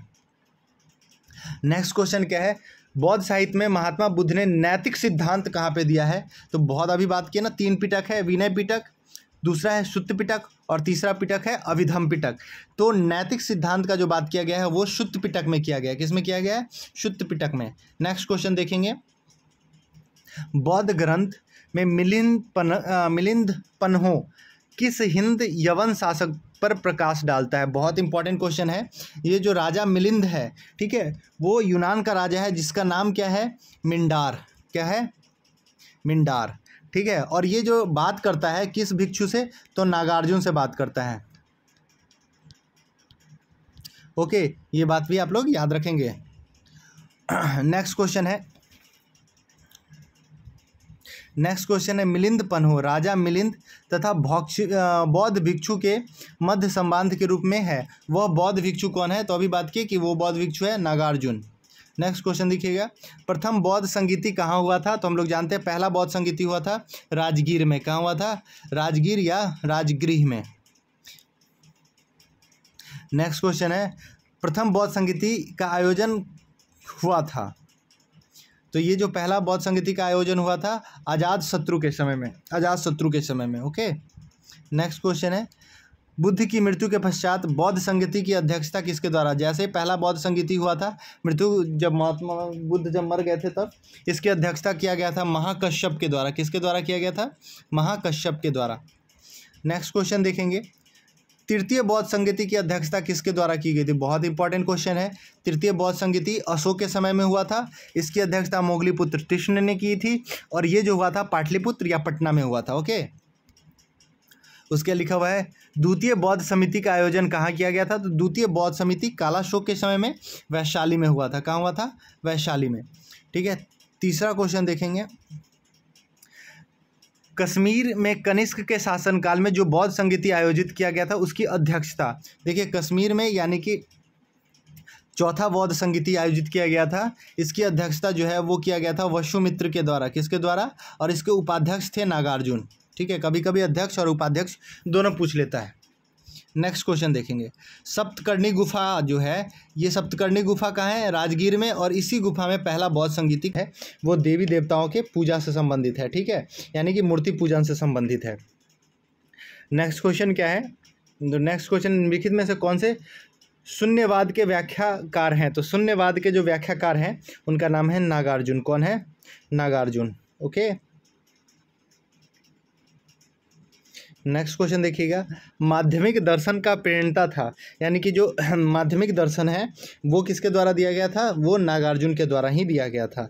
नेक्स्ट क्वेश्चन है, निम्नलिखित में से कौन सा बौद्ध शाखा इस धर्म का प्रचार भारतीय सीमा से बाहर करने के लिए प्राथमिक रूप से जाना जाता है? तो भारतीय सीमा से जो बाहर प्रचार किया गया है वो है महायान। ठीक है, देखिए भारत का अगर नक्शा बनाएंगे ना तो भारत के बीचों बीच बांट लेंगे, तो भारत का ऊपरी सिरा यानी कि जिसको हम लोग नॉर्थ कहते हैं, तो नॉर्थ में जितने भी कॉन्टिनेंट दिखेंगे सब जगह कौन है? महायान है। जबकि अगर नीचे चले जाएंगे साउथ की तरफ तो वहाँ आपको कौन दिखेगा? हीनयान। ठीक है, तो आपसे क्वेश्चन पूछा भी जा सकता है कि भारत के ऊपर नॉर्थ में पड़ता है जापान, है ना, तो जापान में कौन है? महायान। जबकि अगर श्रीलंका पूछ दिया जाए तो वहाँ पे कौन सा है? हीनयान। ओके, नेक्स्ट क्वेश्चन देखेंगे, नेक्स्ट क्वेश्चन है कि बुद्ध की खरी प्रतिमा, ओके, खरी प्रतिमा निम्नलिखित में से किस काल में बनाई जाने लगी? तो बुद्ध की जो खरी प्रतिमा है वो कुषाण काल में बनाई जाने लगी। और कुषाण है वो किसको फॉलो करता था? तो महायान को फॉलो करता था। और महायान में भगवान बुद्ध की प्रतिमा की पूजा की जाती थी। और इसी के समय में भगवान को गौतम बुद्ध को देवता के रूप में पूजा जाने लगा। तो नेक्स्ट क्वेश्चन है कि गौतम बुद्ध को देवता का स्थान किस राजा से प्राप्त हुआ? तो वह कनिष्क के समय में। नेक्स्ट क्वेश्चन देखिए, विक्रमशिला बिहार का स्थापना कौन किया था? तो विक्रमशिला का जो विश्वविद्यालय है उसकी स्थापना किसके द्वारा की गई थी? तो धर्मपाल के द्वारा किया गया था। ठीक है, उदंतपुरी गोपाल के द्वारा। नेक्स्ट क्वेश्चन देखेंगे, विश्व का सबसे ऊंचा कहा जाने वाला विश्व शांति स्तूप बिहार में कहाँ है? तो ये हम लोग जानते हैं बिहार में कहाँ है? राजगीर में। नेक्स्ट क्वेश्चन देखेंगे, वह स्तूप स्थल जिसका संबंध भगवान बुद्ध के जीवन की किसी घटना से नहीं है, ठीक है, तो वो कौन सा है? सांची का स्तूप। ठीक है, बोध गया ज्ञान प्राप्त हुआ, कुशीनगर जहाँ पे मृत्यु हुई, सारनाथ जहाँ पे पहला उपदेश दिए। ठीक है, नेक्स्ट क्वेश्चन देखेंगे, निम्नलिखित में से किसे एशिया का ज्योतिपुंज कहा गया है? लाइट ऑफ एशिया किसको कहा जाता है? तो गौतम बुद्ध को कहा जाता है। बहुत इंपॉर्टेंट क्वेश्चन है, याद रखेंगे इसको।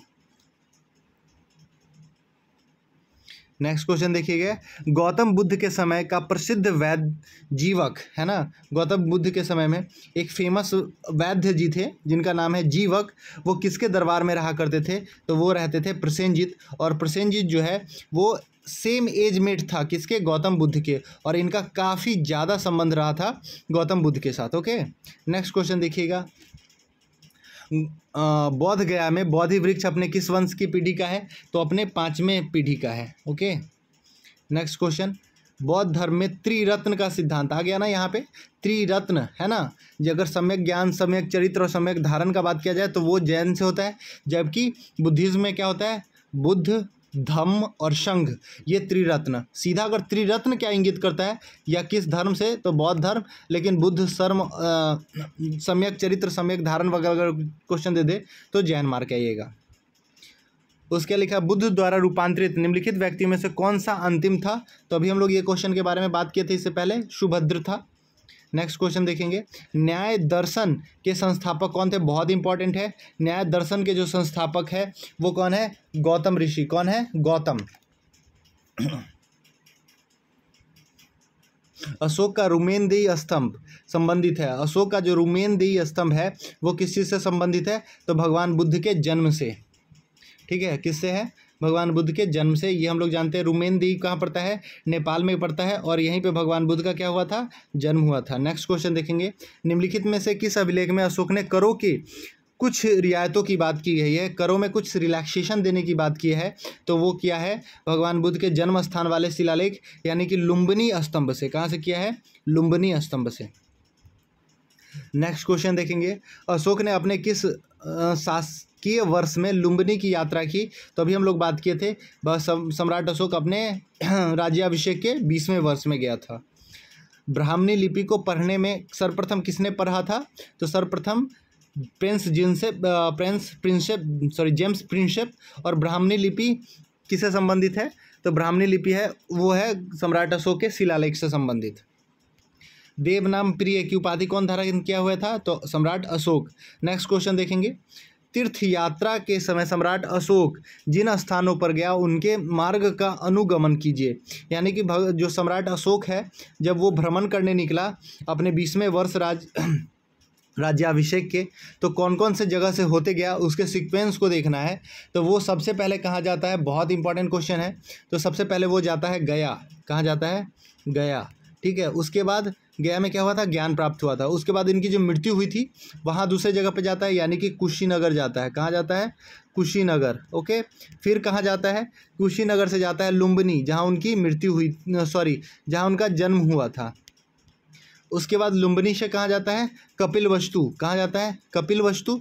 फिर सारनाथ, फिर श्रावस्ती। ये क्वेश्चन आपसे पूछेगा नहीं, बस एक बार बता दिए। नेक्स्ट क्वेश्चन, जिनके ग्रंथ में चंद्रगुप्त मौर्य का विशिष्ट रूप से वर्णन हुआ है। चंद्रगुप्त मौर्य का जो अगर आपको जानकारी प्राप्त करना है तो सर्वाधिक इनके बारे में जो बुक है वो है विशाख दत्त द्वारा रचित मुद्रा राक्षस। ठीक है, तो किसके बुक में है? मुद्रा राक्षस यानी कि विशाख दत्त की पुस्तक में है। ओके, नेक्स्ट क्वेश्चन क्या है, निम्नलिखित में से किस पुस्तक में चंद्रगुप्त मौर्य को वृषल यानी कि निम्न कुल का कहा गया है? तो मुद्रा राक्षस वाला जो पुस्तक है जिसके लेखक कौन थे? विशाख दत्त। ओके, उसमें निम्न कुल का इनको बताया गया है। नेक्स्ट क्वेश्चन आप देखेंगे, नेक्स्ट क्वेश्चन है, मेगास्थनीज ने भारतीय समाज को कितने वर्गों में बांटा था? मेगास्थनीज ने भारतीय समाज को 7 वर्गों में बांटा था। ओके, नेक्स्ट क्वेश्चन है, क्या प्रसिद्ध यूनानी राजदूत मेगास्थनीज जो है, मेगास्थनीज किसके दरबार में आया था? तो मेगास्थनीज किसका राजदूत था? तो सेल्यूकस निकेटर का था। और किसके दरबार में आया था? तो चंद्रगुप्त मौर्य के दरबार में। नेक्स्ट क्वेश्चन, निम्नलिखित में से किस स्रोत में उल्लेखित है कि प्राचीन भारत में दास्तान नहीं थी, है ना, यानी कि गुलामी का व्यवस्था नहीं था? ये मेगास्थनीज के इंडिका में लिखा हुआ है कि भारत में गुलामी जैसा कोई व्यवस्था नहीं था। ये जब मुगल लोग हमारे यहाँ आए, यानी कि इस्लाम का हुआ, तब उसके बाद ये गुलामी और दास्ता व्यवस्था शुरू हो गया। नेक्स्ट क्वेश्चन है, अशोक ने जो प्रमुख शिलालेख रॉक एडिशन संगम राजस्व के विषय में जानकारी देता है या हमें बताता है, तो वो कौन सा अभिलेख है जो संगम के बारे में जानकारी देता है? वो है दूसरा और 13वां अभिलेख। बहुत इंपॉर्टेंट क्वेश्चन है, याद रखेंगे। लिखा हुआ है, सम्राट अशोक के स्तंभ पे उत्कीर्ण जानवरों में किसका साक्ष्य मिलता है? तो इसमें जो साक्ष्य मिलता है वो मिलता है सिंह से, अश्व से, हाथी से और बैल से, है ना, सिंह, अश्व, हाथी और बैल। सम्राट अशोक कालीन अभिलेख किस भाषा में लिखी गई है? बहुत इंपॉर्टेंट क्वेश्चन है। तो सम्राट अशोक जो है वो जिस क्षेत्र में अपना लिखवाता था वहाँ की जो लोकल भाषा होती थी उसी में लिखवाता था। ठीक है, एक है ब्राह्मणी, अरमाइक और खरोष्टी। ठीक है, जो ब्राह्मणी है वो लिखा जाता था हम लोग के क्षेत्र में, खरोष्टी और अरमाइक जो है वो कहाँ लिखा जाता था? तो जो वर्तमान पाकिस्तान और अफगानिस्तान का क्षेत्र है उस एरिया में। ओके, नेक्स्ट क्वेश्चन देखेंगे, अशोक का नाम का जो उल्लेख है वो किस में मिला है? तो अशोक का जो नाम है वो मिला है मास्की अभिलेख में। किस में मिला है? मास्की अभिलेख में। याद रखिएगा, बहुत इंपॉर्टेंट क्वेश्चन है। निम्नलिखित अभिलेखों में से किस अभिलेख में सम्राट अशोक का नाम, सेम क्वेश्चन है, तो अब ये मिला है मास्की अभिलेख में, अभी बात की हम लोग। नेक्स्ट क्वेश्चन देखेंगे, अभिलेख जिससे यह प्रमाणित होता है कि चंद्रगुप्त मौर्य का प्रभाव पश्चिम भारत तक था, है ना, तो ये पता चलता है रुद्रदमन का जूनागढ़ अभिलेख, है ना, रुद्रदमन का जो है जूनागढ़ अभिलेख, जहाँ पे सुदर्शन झील के जीर्णोद्धार की बात कही गई है, और ये पड़ता है गुजरात में। तो इससे पता चल जाता है कि सम्राट अशोक जो चंद्रगुप्त मौर्य है उनका क्षेत्र जो था वो कहाँ तक था? गुजरात तक। उसके बाद नेक्स्ट क्वेश्चन देखेंगे, निम्नलिखित में से किस अभिलेख में चंद्रगुप्त मौर्य और अशोक दोनों का उल्लेख है? तो वो किस में है? यही है जूनागढ़ अभिलेख में। किस में है? जूनागढ़ अभिलेख। नेक्स्ट क्वेश्चन देखेंगे, वह स्तंभ जिसमें अशोक ने स्वयं को मगध का सम्राट बताया है। बहुत इंपॉर्टेंट क्वेश्चन है। तो यहाँ पे सम्राट अगर नाम का बात हो तो मास्की, और सम्राट जहाँ पे बताया अपने आप को राजा बताया है वो है भाब्रू अभिलेख। देखिए, सम्राट में मौ में रॉ की मात्रा ये वाला, और यहाँ ब्रॉ में बॉ में रॉ की मात्रा। तो याद रखिएगा, जहाँ पे ये रॉ की मात्रा आ जाए वो वहाँ पे उनको सम्राट बताया गया है। नेक्स्ट क्वेश्चन, राजा खारवेल का नाम जुड़ा हुआ है, तो ये जुड़ा हुआ है हाथी गुफा अभिलेख से। कलिंग का राजा खारवेल था। ठीक है, ये बात भी आप लोग याद रख सकते हैं। नेक्स्ट क्वेश्चन है कि अर्थशास्त्र के अनुसार सीता भूमि का अभिप्राय क्या है? बहुत इंपॉर्टेंट क्वेश्चन है कि सीता भूमि किसको कहा जाता था? तो जनजातीय, ये अर्थशास्त्र यानी कौटिल्य के अर्थशास्त्र के अकॉर्डिंग क्या है? जनजातीय द्वारा जोती गई भूमि को सीता भूमि कहा गया है। नेक्स्ट क्वेश्चन देखेंगे, मौर्य के बाद दक्षिण भारत में सबसे प्रभावशाली राज्य कौन था? इसको याद रखेंगे, सातवाहन से क्वेश्चन पूछता है बीपीएससी, तो वो कौन था? सातवाहन डायनेस्टी। नेक्स्ट क्वेश्चन क्या है, निम्नलिखित में से वह कौन सा सातवाहन की राजधानी थी? तो सातवाहन का जो कैपिटल था वो प्रतिष्ठान या पैठन था। ठीक है, ये बात भी आप लोग याद रखेंगे। वर्तमान में अमरावती। ठीक है, ये प्रतिष्ठान या पैठन जो है, अभी कहीं कहीं पे आपको आंध्र सातवाहन मिलेगा तो उसका कैपिटल था अमरावती। नेक्स्ट क्वेश्चन, सातवाहन वंश का संस्थापक कौन है? बहुत इंपॉर्टेंट क्वेश्चन है, तो वो है शिमुक। शक संवत प्रारंभ हुआ था तो 78 ईसा में। उसके उत्तर तथा उत्तर पश्चिम भारत में सर्वाधिक संख्या में तांबे के जो सिक्के चलाने वाले हैं वो कौन है? तो तांबा का जो सर्वाधिक सिक्का चलाया था वो था कुषाण। नेक्स्ट क्वेश्चन देखिएगा, प्राचीन भारत के साहित्य इतिहास में पाणिनि और पतंजलि ख्याति प्राप्त नाम है। ये किस वंश के समय फल फूल रहे थे? तो ये शुंग वंश यानी पुष्यमित्र शुंग के समय में, शुंग वंश से संबंधित ये क्वेश्चन पूछ लेता है। पतंजलि का नाम याद रखिएगा, है ना। पतंजलि के द्वारा जो टीका का किया गया था, योग दर्शन का जो बुक लिखा गया था, वो किसके समय में? तो पुष्यमित्र शुंग या शुंग डायनेस्टी के समय में। 2 अश्वमेध यज्ञ किसने करवाया था? तो पुष्यमित्र शुंग के द्वारा 2 अश्वमेध यज्ञ करवाया गया था। ये बात भी आप लोग याद रखेंगे, बहुत इंपॉर्टेंट क्वेश्चन है। महाभाष्य के लेखक पतंजलि समकालीन है। महाभाष्य की अभी हम लोग बात किए, वो समकालीन किसके हैं? तो पुष्यमित्र शुंग के। नेक्स्ट क्वेश्चन देखेंगे, महाभाष्य किस विषय की पुस्तक है? तो महाभाष्य जो है वो किसकी है? व्याकरण की पुस्तक है। किसकी है? व्याकरण की। निम्नलिखित तमिल ग्रंथों में लघु वेद की संज्ञा किसको दी जाती है? मोस्ट इंपॉर्टेंट क्वेश्चन है। लघु वेद की संज्ञा दी जाती है कुरल को। किसको दी जाती है? कुरल को। उसके बाद संगम युग में उरैयूर, ये भी याद रखेंगे दम बात। उरैयूर किसके लिए विख्यात था? तो कपास के व्यापार का प्रमुख केंद्र था। ठीक है, कपास के व्यापार का प्रमुख केंद्र कौन है? उरैयूर। ये बहुत इंपॉर्टेंट क्वेश्चन है बीपीएससी का। रोमन बस्ती कहाँ मिली है? तो अरिकामेडू में मिली है। कहाँ मिली है? अरिकामेडू तमिलनाडु का एक बंदरगाह है। ठीक है, और यहाँ से एक पुस्तक मिली है जिसके बारे में पता चलता है कि यहाँ पे रोमन के साथ व्यापार था। पुस्तक का नाम है पेरिप्लिप्स ऑफ द इरिथिशियन सी। ठीक है, और इसके राइटर का नाम पता नहीं है। नेक्स्ट क्वेश्चन देखेंगे, लिखा हुआ है गंगे कोंड चोलपुरम की स्थापना किसने की थी? बहुत इंपॉर्टेंट क्वेश्चन है। गंगे कोंड चोलपुरम की स्थापना जो है वो राजेंद्र प्रथम के द्वारा किया गया था। किसके द्वारा किया गया था? राजेंद्र प्रथम के द्वारा। नटराज की जो प्रसिद्ध कांस्य मूर्ति है एक उत्कृष्ट उदाहरण है। तो यह है, देखो कांस्य मूर्ति कला जो है वो किस डायनेस्टी का फेमस कलाकृति है? तो याद रखना है चोल का। और उसमें नटराज के रूप में शिव की जो प्रतिमा है वो है चोल डायनेस्टी। तो आपसे ये भी क्वेश्चन पूछ सकता है कि चोल किस भगवान के उपासक थे? तो शिव के। नेक्स्ट क्वेश्चन देखेंगे, कुशल ग्रामीण प्रशासन या स्थानीय स्वशासन किस राजवंश की प्रधानता थी? तो चोल डायनेस्टी। एकदम रट लेंगे, ये क्वेश्चन पूछता है बीपीएससी। नेक्स्ट क्वेश्चन है, चोलों के अधीन ग्राम प्रशासन में बहुत से ब्यौरे किस शिलालेख से प्राप्त हुए हैं? तो ग्राम प्रशासन कैसे चलता था चोल डायनेस्टी में, इसका सर्वाधिक जानकारी मिला है उत्तर मेरू के शिलालेख से। कहाँ से मिला है? उत्तर मेरू के शिलालेख से। नेक्स्ट क्वेश्चन क्या है, निम्नलिखित राजवंशों में से किसके शासक अपने शासनकाल में ही अपने उत्तराधिकारी को घोषित कर देते थे? बहुत इंपॉर्टेंट क्वेश्चन है। ठीक है, तो वो कौन थे? चोल डायनेस्टी के जो राजा होते थे अपने समय में ही अपने नेक्स्ट जो राजा होने वाला है उसके नाम की घोषणा कर देते थे। वह दक्षिण भारतीय राजा जो अपनी 9 सैनिक शक्ति के लिए जाना जाता था। तो 9 सैनिक शक्ति के लिए सबसे फेमस था चोल डायनेस्टी। कौन था? चोल डायनेस्टी। नेक्स्ट क्वेश्चन देखिएगा, चालुक्य वंश का सबसे महान शासक कौन था? चालुक्य वंश का सबसे महान शासक था पुलकेशिन द्वितीय। कौन था? पुलकेशिन द्वितीय। नेक्स्ट क्वेश्चन देखिएगा, चालुक्य की राजधानी कहाँ थी? तो चालुक्य की जो राजधानी थी वो थी वातापी। कहाँ थी? वातापी। नेक्स्ट क्वेश्चन है, निम्नलिखित में से किस वंश द्वारा प्रायः महिलाओं को प्रशासन में उच्च पद दिए जाते थे? बहुत मोस्ट इंपॉर्टेंट क्वेश्चन है। महिलाओं को प्रशासन में उच्च पद जो दिया जाता था वो दिया जाता था चालुक्य वंश के द्वारा। किसके द्वारा? चालुक्य वंश के द्वारा। बहुत इंपॉर्टेंट क्वेश्चन है, याद रखेंगे। मत विलास प्रहसन का लेखक कौन है? ये क्वेश्चन बीपीएससी बार बार पूछता है, मत विलास प्रहसन। तो इसके जो लेखक है वो है महेंद्र वर्मन। कौन है? महेंद्र वर्मन। 3री शताब्दी में वारंगल जो प्रसिद्ध था, वारंगल जो है वो किस चीज़ के लिए फेमस था 3rd सेंचुरी में? तो लोहे के यंत्र और उपकरण बनाने के लिए।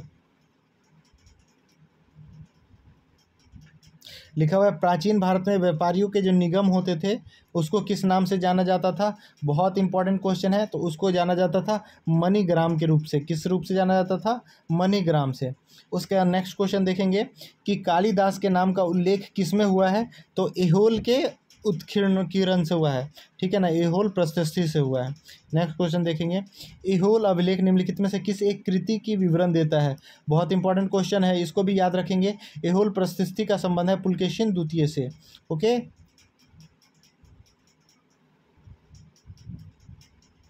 नेक्स्ट क्वेश्चन देखेंगे, नेक्स्ट क्वेश्चन क्या है, 9वीं शताब्दी ईस्वी में निम्नलिखित में से किसके द्वारा चोल साम्राज्य की नींव डाली गई थी। तो चोल साम्राज्य का जो नींव डाला गया था वो विजयालय के द्वारा डाला गया था। किसके द्वारा डाला गया था? विजयालय के द्वारा डाला गया था। बहुत इंपॉर्टेंट क्वेश्चन है, इस तरह के प्रश्न पूछे जा रहे हैं बार बार बीपीएससी में, आप लोग याद रखेंगे, चाहे वो सिविल सर्विस हो चाहे कोई भी एग्जाम हो। ओके, और ये सब आपके एनसीईआरटी और एससीईआरटी में दिया हुआ है भाई, तो क्वेश्चन तो आना ही है। चोल शासक का नाम बताइए जिसने श्रीलंका के उत्तरी भाग का विजय किया था। बहुत इंपॉर्टेंट क्वेश्चन है। देखिए यहाँ पे ना 3 टर्म यूज किया जाता है। श्रीलंका के उत्तरी भाग, जहाँ पे उत्तरी भाग का बात किया जाए, अब देखिए जैसे भारत है ना, नीचे वाला, सॉरी सही ढंग से बना लीजिए, है ये भारत, ओके, अगर नीचे और यहाँ पे आपको दिखाई देगा श्रीलंका, तो हमारा ये होता है साउथ और ऊपर होता है नॉर्थ। तो वैसे ही श्रीलंका का ये क्या होगा? नॉर्थ, और ये होगा साउथ। तो इसका जो छोटा सा भाग अगर कोई जीता था उस राजा का नाम, उसके बाद क्वेश्चन जो आधा श्रीलंका को जीत लिया था, एक बोलेगा पूरा श्रीलंका।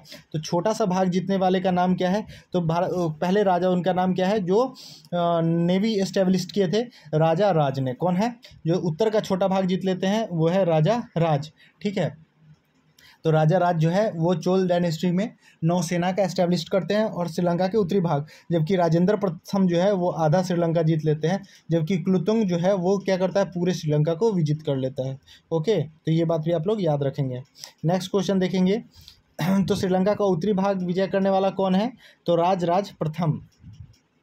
नेक्स्ट क्वेश्चन, चोल शासक के समय बनी प्रतिमा में सबसे अधिक विख्यात हुई है, तो वो कौन है? नटराज शिव के कांस की प्रतिमा। किसकी?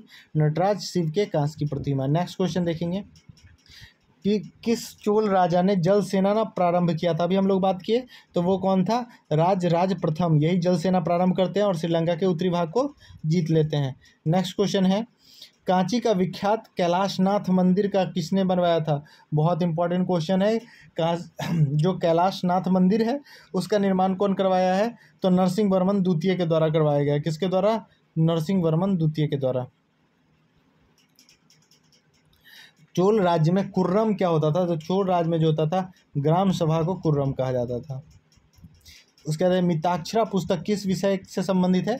मिताक्षरा जो पुस्तक है वो उसका संबंध है हिंदू कानून से। किस चीज़ से है? हिंदी कानून या हिंदू कानून से। उसके बाद तंजौर चोलपुरम में बृहदेश्वर मंदिर का निर्माण कौन करवाया था? मोस्ट इंपॉर्टेंट क्वेश्चन है बृहदेश्वर मंदिर, ये कभी कभी बीपीएससी पूछ लेता है। ठीक है, बृहदेश्वर मंदिर का निर्माण किसके द्वारा करवाया गया था? तो ये राजा, ये इसको कभी कभी बृहदेश्वर मंदिर को राज मंदिर भी कहा जाता है। ठीक है, नेक्स्ट क्वेश्चन देखेंगे, द्रविड़ मंदिर स्थापत्य का सर्वाधिक प्रमुख लक्षण क्या है? तो द्रविड़ शैली, देखिए अपने यहाँ जो मंदिर बनता है नागर शैली में बनता है, द्रविडियन शैली में बनता है। तो द्रविडियन शैली में जो मंदिर बनता था उसका सबसे फेमस बात क्या है? तो उसका सबसे फेमस बात है गोपुरम। क्या है? गोपुरम। गोपुरम क्या होता है? मंदिर बनाने के बाद चारों तरफ से क्या किया जाना? बाउंड्री किया जाना, और मंदिर का जो प्रतिरूप है सेम प्रतिरूप इसके मेन गेट पे दिखाई देना, जो आपको दक्षिण भारत के लगभग मंदिरों में दिख जाएगा। ओके, निम्नलिखित में से किसने विक्रमादित्य की उपाधि धारण की थी? विक्रमादित्य का उपाधि धारण करने वाला चंद्रगुप्त द्वितीय थे। कौन थे? चंद्रगुप्त द्वितीय। नेक्स्ट क्वेश्चन देखिए, शक विजेता किसको कहा जाता है? शक को हराने वाले जो थे वो कौन थे? चंद्रगुप्त द्वितीय ही थे। ठीक है, नेक्स्ट क्वेश्चन है, गुप्त साम्राज्य को भारत का नेपोलियन किसको कहा गया? समुद्रगुप्त को भारत का नेपोलियन कौन कहा है? तो वी.ए. स्मिथ के द्वारा कहा गया। किसके द्वारा कहा गया? वी.ए. स्मिथ। ठीक है, और ये भी क्वेश्चन पूछा जाता है कि भारत के नेपोलियन किसको कहा जाता है? तो समुद्रगुप्त को कहा जाता है। किसको कहा जाता है यार? नेक्स्ट क्वेश्चन देखेंगे, निम्नलिखित में से किसे भारत का नेपोलियन कहा जाता है? क्वेश्चन है ही यहाँ पे समुद्रगुप्त को। किस गुप्त सम्राट को लिच्छवी दोहित्री कहा जाता है ना? जो लिच्छवी को कौन हरा देने वाला है वो कौन है? समुद्रगुप्त ही है। ठीक है, नेक्स्ट क्वेश्चन देखिएगा, प्रयाग प्रशस्ति किसके सैन्य अभियान के बारे में जानकारी देता है? तो प्रयाग प्रशस्ति जो है वो किसके बारे में देता है? तो समुद्रगुप्त के बारे में देता है जानकारी। नेक्स्ट क्वेश्चन है, निम्नलिखित में से किस गुप्त शासक ने हुनों पर विजय प्राप्त है? तो हुन हरिकेशरी है ना, वो किसको कहा जाता है? जो हुन को हराया। अभी हम लोग बात कर रहे थे कि हाँ, हुन हरि के श्री किसने हुनों को हराया था, तो हुनों को हराने का जो श्रेय है वो किसके पास है, तो स्कंदगुप्त को है। देखिए याद रखिएगा, समुद्रगुप्त, स्कंदगुप्त और चंद्रगुप्त, ये तीनों का अपना अपना अलग अलग स्पेसिफिकेशन है और तीनों की विशेषता को याद रखिएगा क्योंकि यहाँ से प्रश्न बार बार बन जाते हैं। ठीक है, तो हुन को हराने वाला कौन है, स्कंदगुप्त। कौन है, स्कंदगुप्त। लिच्छवी को हराने वाला कौन था, तो समुद्रगुप्त। और शक को हराने वाले कौन थे, तो चंद्रगुप्त। नेक्स्ट क्वेश्चन देखिएगा, नालंदा विश्वविद्यालय की स्थापना किसने की, तो कुमारगुप्त ने नालंदा विश्वविद्यालय की स्थापना की है।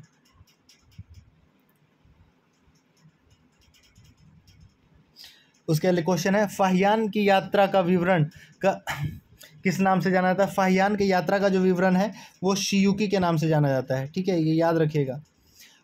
चीनी यात्री फाहियान भारत में किस गुप्त वंश के समय में आया था, तो चंद्रगुप्त द्वितीय के समय में आया था। किसके समय में आया था, चंद्रगुप्त द्वितीय के समय में। नेक्स्ट क्वेश्चन, सती प्रथा का अभिलेख, सती प्रथा का जो साक्ष्य है वो सर्वप्रथम कहाँ मिलता है, तो एरन के अभिलेख से मिलता है। कहाँ से मिलता है, एरन के अभिलेख से। निम्नलिखित में से कौन सा एक अभिलेख लौह स्तंभ के रूप में जाना जाता है। लौह स्तंभ जो है वो मोहरौली का प्रशस्ति है जो कहाँ मिलता है, कुतुब मीनार के परिसर में है। ओके, नेक्स्ट क्वेश्चन देखिएगा, भूमि स्पर्श मुद्रा की सारनाथ बुद्ध मूर्ति संबंधित है। देखिए भूमि स्पर्श है वो क्या है, भगवान को जब ज्ञान प्राप्ति हो जाता है तो धरती को वो इस चीज़ के लिए धन्यवाद देते हैं। तो भूमि स्पर्श मुद्रा, खरा मुद्रा जो मुद्रा था या खड़े में बुद्ध की जो प्रतिमा बनी थी वो बनी थी कुषाण के समय में बैठी हुई, या भूमि स्पर्श मुद्रा में जो बना हुआ है वो गुप्त काल में बना हुआ है। कब बना हुआ है, गुप्त काल में। ये बात भी आप लोग याद रखेंगे। प्राचीन भारत में किस वंश का शासक को स्वर्ण युग कहा जाता है, तो प्राचीन काल में जो है स्वर्ण युग कहा जाता है गुप्त के शासनकाल को। भारत में स्वर्णिम युग किसको कहा जाता है, तो गुप्त डायनेस्टी के काल को कहा जाता है। नेक्स्ट क्वेश्चन देखेंगे, किस शासक वंश ने मंदिर एवं ब्राह्मणों को सर्वाधिक अधिक ग्राम अनुदान में दिए, तो ग्राम में जो अनुदान व्यवस्था है वो सर्वाधिक जो प्रचलित हुई वो थी किसके समय में, गुप्त वंश के समय में। किसके समय में, गुप्त वंश के समय में। नेक्स्ट क्वेश्चन है, शाक्य दर्शन का प्रतिपादन किसके द्वारा किया गया, तो शाक्य दर्शन का जो है वो प्रतिपादन किया गया है किसके द्वारा, कपिल मुनि के द्वारा। किसके द्वारा, कपिल मुनि के द्वारा। नेक्स्ट क्वेश्चन है, निम्नलिखित में से किस दर्शन का मत है कि वेद शाश्वत है, बहुत इंपॉर्टेंट है, वेद जो है वो शाश्वत है, ये मीमांसा का है। नेक्स्ट क्वेश्चन देखेंगे, मीमांसा के प्रेरणता थे, है ना, मीमांसा जो है वो किसके द्वारा लिखा गया है, तो वो है जैमिनी के द्वारा। किसके द्वारा, जैमिनी के द्वारा। भारत में आस्तिक तथा नास्तिक संप्रदायों में कौन सा विभेद लक्षण है, तो आस्तिक और नास्तिक में अंतर पाया जाता था वेदों की प्रमाणिकता में आस्था को लेकर। जो लोग वेद को मानते थे वो आस्तिक थे और जो वेदों की प्रमाणिकता को नहीं मानते थे वो नास्तिक थे। ओके, काली द्वारा रचित मालविका अग्निमित्र नामक जो पुस्तक है उसके नायक कौन है, तो अग्निमित्र इसके नायक है। ठीक है, नेक्स्ट क्वेश्चन, न्यूटन के सिद्धांत से बहुत पहले किसने गुरुत्वाकर्षण के सिद्धांत को घोषित किया था, बहुत इंपॉर्टेंट है। न्यूटन से पहले ही कौन बता दिया था, तो ब्रह्मगुप्त के द्वारा बता दिया गया था। नेक्स्ट क्वेश्चन है, नर्मदा नदी पर सम्राट हर्ष के दक्षिणावर्ती आगमन को किसने रोका था, बहुत इंपॉर्टेंट है। हर्ष जो था वो अपने जीवन में एकमात्र युद्ध हारा था, वो किससे हारा था, तो पुलकेशिन द्वितीय से। ओके, नेक्स्ट क्वेश्चन है, निम्न शासकों में से किसने मिहिर कुल द्वारा अपने चरणों की वंदना करने के लिए का श्रेय मिलता है। मिहिर कुल जो था वो जाट था, उसको अफलाकुत्तुन कहा जाता था, तो मिहिर कुल को जो हराने वाला था उसका नाम है यशोवर्मन। ठीक है, ये भी याद रखिएगा। उसके बाद वल्लभी विश्वविद्यालय कहाँ है, तो वल्लभी विश्वविद्यालय गुजरात में है। नेक्स्ट क्वेश्चन है, निम्नलिखित में से चीनी यात्री में से किसने हर्षवर्धन या कुमार भास्कर वर्मा के राज्यों का यात्रा किया था, तो ये कौन सा है, तो वेइनशांग है ना। हम लोग जानते हैं फाहियान किसके समय में आया था, तो चंद्रगुप्त विक्रमादित्य के समय यानी चंद्रगुप्त द्वितीय के समय, जबकि वेइनशांग का किसके समय में आया था, तो हर्षवर्धन के समय। बहुत इंपॉर्टेंट क्वेश्चन, याद कर लीजिएगा। उसके बाद कर्नाट वंश का अंतिम शासक कौन है, तो हरि सिंह था, जबकि इसका फाउंडर कौन है, तो नान्यदेव। इसके बारे में हम लोग बात किए थे कल। उसका कौन सा प्रथम स्थल मूर्तिकला का तीर्थ कहलाता है, तो प्रमुख पर्यटक स्थल जो मूर्तिकला का तीर्थ कहलाता है वो है खजुराहो। कौन सा है, खजुराहो। नेक्स्ट क्वेश्चन देखेंगे, निम्नलिखित में से किस एक शासक ने प्रख्यात कैलाश मंदिर जो एलोरा में पाषाण काटकर तैयार किया गया है, ठीक है, पत्थर को काट के बनाया गया है। एलोरा, जो आज हम लोग कल बात किए थे ना, एलोरा का जो मंदिर है वो किस डायनेस्टी से संबंधित है, तो राष्ट्रकूट से संबंधित है। निर्माण आरंभ किसने करवाया था, बहुत इंपॉर्टेंट क्वेश्चन है।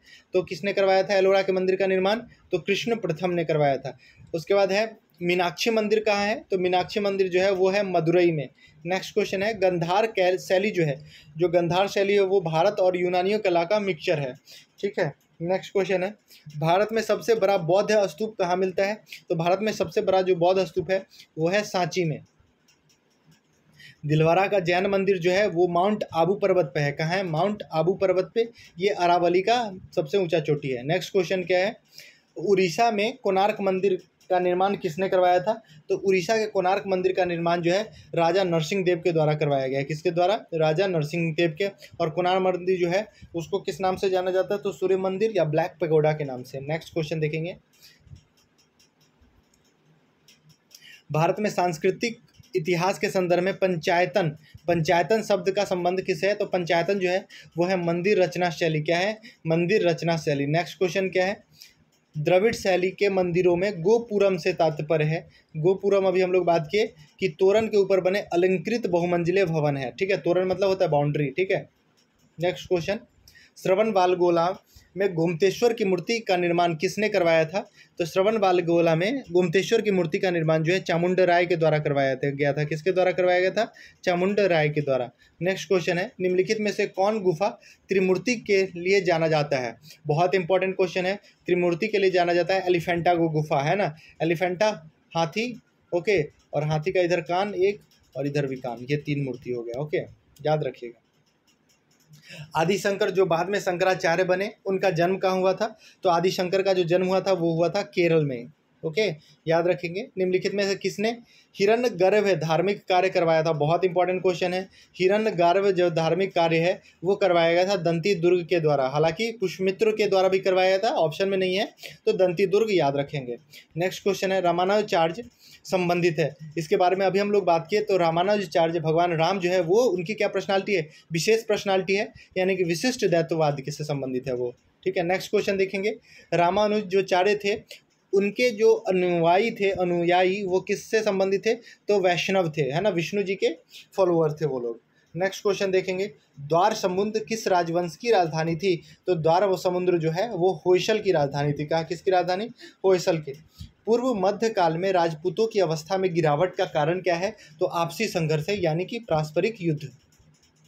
नेक्स्ट क्वेश्चन है, महमूद गजनी के साथ भारत में आने वाला मुस्लिम विद्वान कौन था, तो भारत आने वाला मुस्लिम विद्वान उसका नाम है अलबरूनी। क्या नाम है, अलबरूनी। नेक्स्ट जो है वो आप लोग का मैथ का क्वेश्चन है।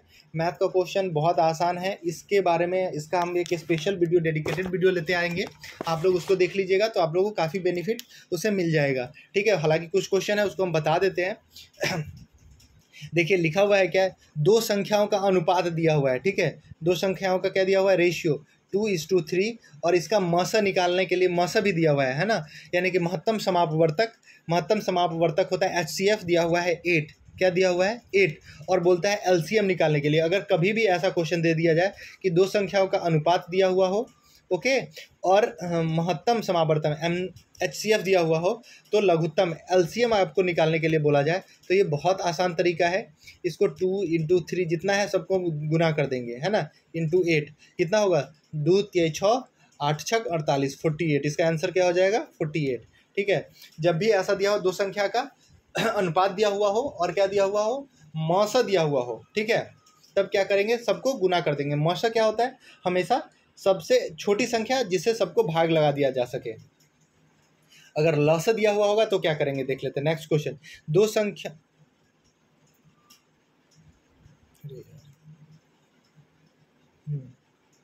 नेक्स्ट क्वेश्चन क्या है, लिखा हुआ है 2 संख्या 27 के अनुपात, यहाँ पे गलत थोड़ा सा प्रिंटिंग एरर है, 2:7 लिखा हुआ है ना, क्या है, 2:7, 2:7 दिया हुआ है, तथा इसका लौसा दिया हुआ है 42। क्या दिया हुआ है, लौसा 42 दिया हुआ है। क्या होता है कि इन सभी संख्याओं से विभाजित होने वाला सबसे बड़ा संख्या जो विभाजित होता है 2 संख्या से, तो वो दिया हुआ है 42। तो इसको क्या कैसे निकालेंगे, 42 भागा 2 × 7, 2 यानी कि 2:7 दिया हुआ था, तो 7 दूनी 14 और 14 तिया 42, है ना। इसका आंसर क्या हो जाएगा 3। ओके, नेक्स्ट क्वेश्चन है, वह बड़ी से बड़ी संख्या ज्ञात कीजिए जो 15, 20 और 25 से पूर्णतः विभाजित हो जाए। जब भी हम लोग बात करेंगे कि बड़ी से बड़ी संख्या ज्ञात करना है जो विभाजित हो जाए, तो वो कौन सी भी संख्या होगी, हमेशा महत्तम समापवर्तक, ठीक है। यानी कि 15, 20, 15, 20 और क्या है 25, है ना। इसका हम लोग को मौसर निकालना है। कैसे निकालेंगे मौसर, तो क्या करेंगे, इसका जो कॉमन मल्टीफैक्टर निकाल लेंगे, 3 इंटू 5, 4 इंटू 5 और 5 इंटू 5, है ना। तो इसमें तीनों में क्या है, 5 जो है वो कॉमन हो गया, तो कॉमन ही इसमें क्या है जो इसे तीनों को डिवाइड कर देगा। ओके, देखिए अगर इसका बेसिक आप लोग को नहीं पता तो उतना बेसिक हम नहीं बताएंगे, ये बात आप जो जाने कि अब लॉसा क्या है मौसा क्या है ये बताने लगे तो पता हो गया। नेक्स्ट क्वेश्चन देखिएगा, ठीक है। तो हम डेडिकेटेड वीडियो ले आएंगे LCM HCF का, वो आप लोग देख लीजिएगा तो आप लोगों को काफ़ी बेनिफिट मिल जाएगा। बहुत आसान होता है, कोई दिक्कत है नहीं इसमें। ओके, आप लोगों को वीडियो लगे, कोई प्रॉब्लम हो तो बता दीजिए। एंशिएंट हिस्ट्री में जितना इंपॉर्टेंट क्वेश्चन है वो आप लोगों को करा दिया गया है। इसके अलावा जो और भी कुछ इंपॉर्टेंट क्वेश्चन हमको दिखेगा तो वो जो नेक्स्ट टॉपिक वाइज टेस्ट जैसे ही खत्म होगा, सीरीज टेस्ट का स्टार्ट होगा, उसमें करवा दिया जाएगा। आप लोग टेस्ट से जुड़े रहे, इसका काफ़ी बेनिफिट आप लोग को मिलेगा जब एग्जाम आप लोग देने जाइएगा। तब तक आप लोग से रिक्वेस्ट है कि आप लोग अब करंट अफेयर पढ़ते रहें, एग्जाम में बहुत कम टाइम है, तो करंट अफेयर प्लीज़ आप लोग पढ़ते रहें ताकि आप लोग का बेहतर रिजल्ट आ सके। तब तक के लिए धन्यवाद।